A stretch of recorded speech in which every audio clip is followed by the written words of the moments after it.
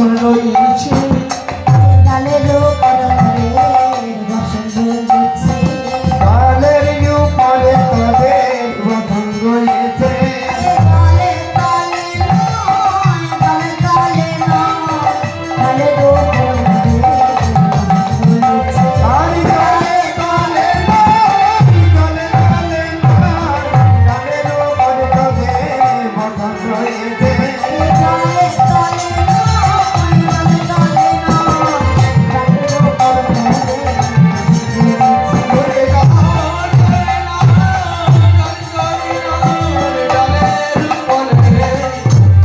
রয়েছে ওমা, রাধারানী বললেন জলের তলায় বসনগুলো আছে, কারণ ওই যে ছবিটা ভেসে উঠেছে ভগবান শ্রীকৃষ্ণের ছবি, তাদের বসনের ছবি, বলেন জলের তলাতেই আছে। সখীরা বলেন জলের তলা নয়, ওই দেখ ডালের ওপরে চৌদ্দনের শিরোমণি বসে আছে। আমার এখন এবারে চিন্তা করুন তো, এখানে যদি স্বয়ং গোবিন্দকে আমরা দর্শন পাই কি করব? হ্যাঁ গো, সবাই হা করে চেয়ে আছেন, কি করবো আমরা? যদি গোবিন্দকে পাই আমরা ছাড়বো? হ্যাঁ বাবা, তাইলে এখন পেলে পরে কি আনন্দ, হ্যাঁ তাই না? তা গোপীরা পেয়েছেন, তারা কি বলছে? স্বয়ং গোবিন্দকে যখন দর্শন পেলেন, গোবিন্দকে পাওয়ার জন্য এত বড় ব্রত করেছে, এবার যখন গোবিন্দকে দর্শন পেয়েছেন মনে খুব আনন্দ, কিন্তু এক হাতে নিজেদের লজ্জা ঢেকে বলছে নাই যে আমাদের বসনগুলো দাও।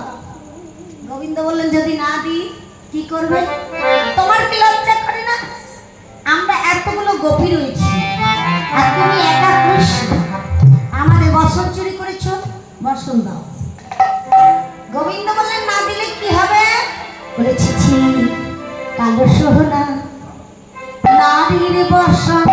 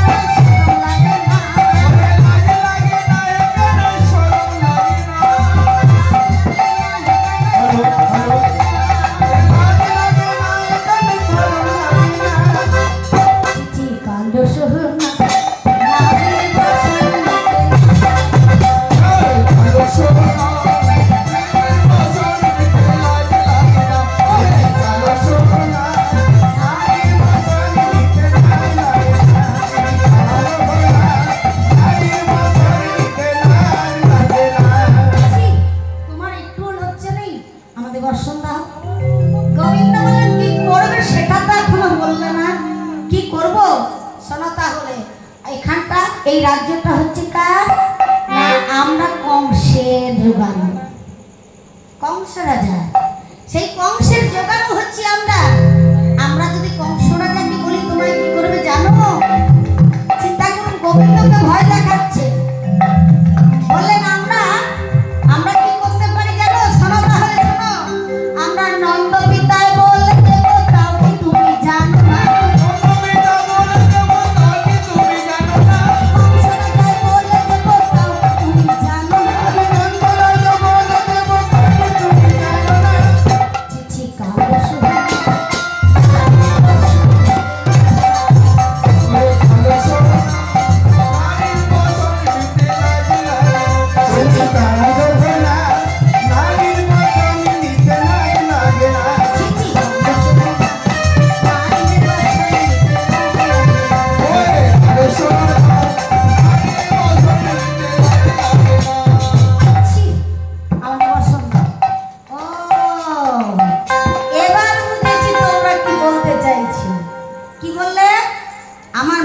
কংসকে বলবে তো, আর নন্দ রাজাকে বলবে তো, বলে এবার চিন্তা করুন তো, যখন বলছে এবার যা, মানে উঠবেন কি করে?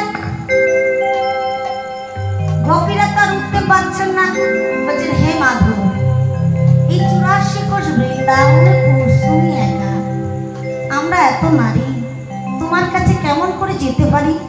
জাতিতে হচ্ছে নারী, আর নারীর লজ্জা হচ্ছে পুরুষের কাছে।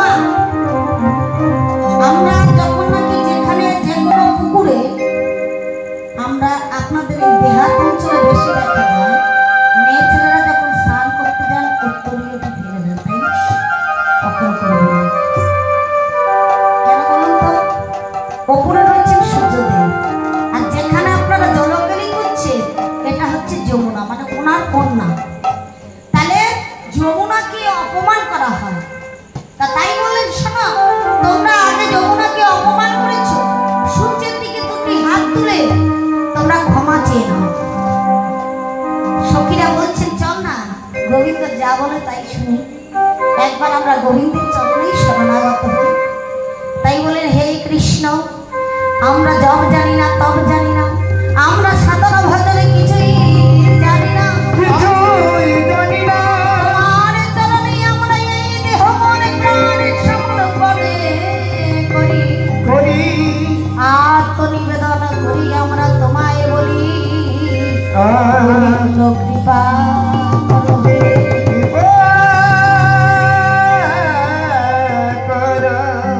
দুটি হাত তুলে তারা বলতে লাগলেন কি, হে গোবিন্দ মোদের যা করো হে গোবিন্দ মোদের যা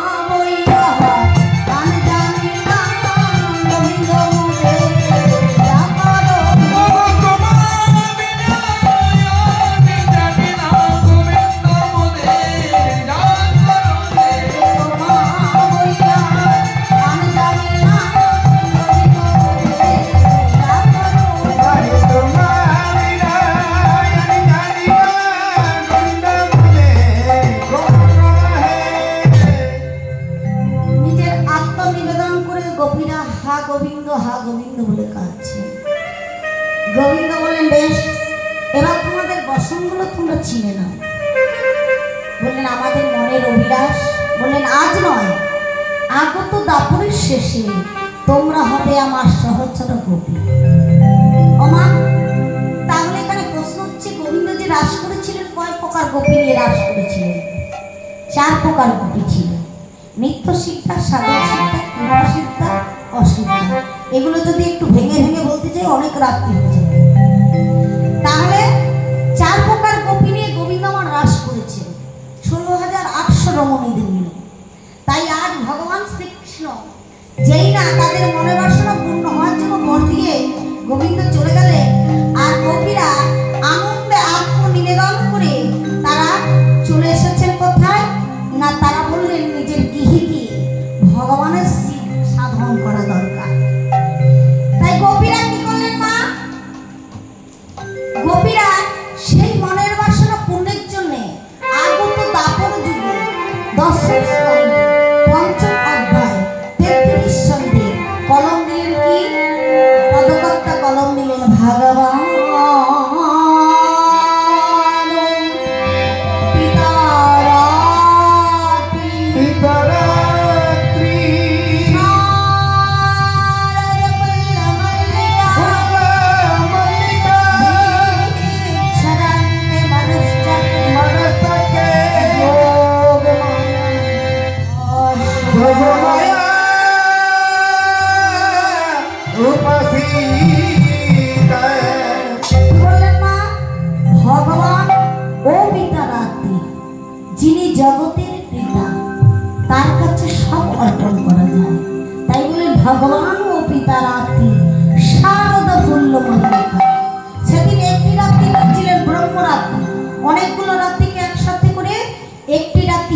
ব্রহ্মরাত।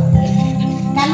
গোপীদের মনোরসে তিনি কামদেবের সঙ্গে যুদ্ধ করবেন। তাই বললেন ভগবান গোপী তার আরতি শারদা ফুল্ল মল্লিকা। সেই দিনটা ছিল কি না শরৎকাল। শরৎকালে কি কি ফুটেছিলেন? ফুল্ল মল্লিকা মালতী জ্যোতি। আর কি ফুটেছিলেন? এদের বীজহীন ফুল, এদের কোনো কামনা বাসনা ছিল না। তাই বললেন আর কি হয়েছিল? ফুল্ল মল্লিকা মালতী জ্যোতি ফুটেছিল বৃক্ষে বৃক্ষে। আর যোগ মায়ার কাছে শরণাগত হয়েছিলেন গোবিন্দ। তাই সেই দিনের কথাকে অনুসরণ করে কি করলেন? ও কি শরদ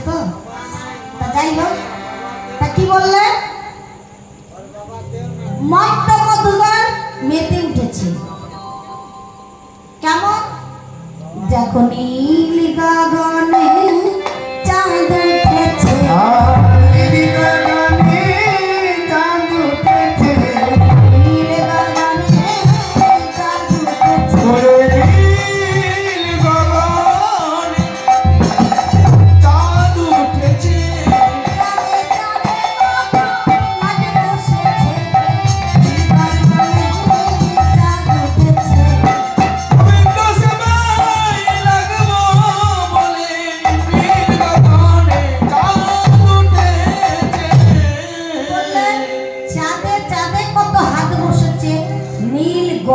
চাঁদ উঠেছে। যারা ফোটে নাই তারাও ফুটেছে, যারা আসে না তারাও এসেছে। এবারে এই পদকর্তার পদগুলো বুঝতে চেষ্টা করতে হবে। তাহলে বললেন নীল গগনে চাঁদ উঠেছে। আকাশে যে চাঁদ কখনো উঠতেন না সে চাঁদ এসেছে কোথায় না নীল গগনে। আবার যারা ফোটেনি তারাও ফুটেছে। তারা কারা ফুটেছে? ওই যে পুল্ল পল্লিকা মালতী চুথি, এরা কখনো ফুটত না। আমার কেমন ফুল গো? দেখুন কথায় বলেছে যে কি ফুল, ওরে কলি কলি ফুল ফুটেছে